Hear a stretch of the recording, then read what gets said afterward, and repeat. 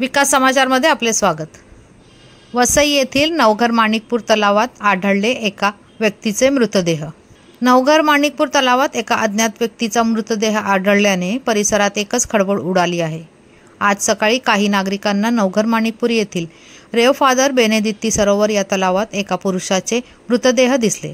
त्यांनी माजी महापौर यांना या घटनेची माहिती दिली।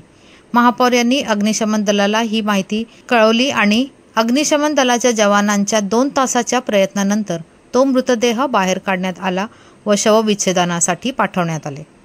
अजून त्या मृत व्यक्तीबद्दल कोणतीही माहिती समोर आलेली नाही। मृत व्यक्ती हा एक मजूर असून तो मद्यधुंद अवस्थेत असल्याचे सांगण्यात येत आहे। मैं दीवान मानकर साहब के ऑफिस से बैठा था, तभी मुझे यहाँ से फोन आया मुकदम का कि अपने मानिकपुर तालाब में कोई एक बंदा डूब गया है। क्या कुछ कौन है बंदा डूबने वाला, कुछ उसकी जानकारी अभी तक मिल पाई है क्या? नहीं, कुछ जानकारी नहीं मिली। मैंने फायर को फ़ोन किया, फायर के आदमी लोग आए और उन्होंने अभी निकाला बॉडी को। उसका पहचान वाला कोई भी अभी तक मिला नहीं।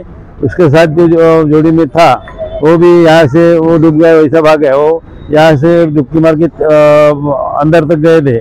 आधा तालाब वो लोग तैर के गए, लेकिन मेरे ख्याल से इतने जो बोला है कि वो दोनों जने दारू पी के नशे किया था। वो नशे के हिसाब से या तो क्रैम्प आया करके वो डूब गया। अभी फिलहाल क्या परिस्थिति है? उसकी जान जा चुकी है? जान जा चुकी है ना, डूब गया था ना तो पूरा। तो 2 घंटे के बाद उसकी बॉडी निकली। उसको भी पोस्टमार्टम सेंटर भेजा गया है। आगे अभी पोस्टमार्टम के लिए भेजा है। अभी आगे के जो काम की वो पुलिस लोग वो लोग के हिसाब से कर लेंगे। धन्यवाद। वसईहून मी शहनाज शेख, विकास समाचार। चॅनलला लाईक शेअर सबस्क्राइब जरूर करा।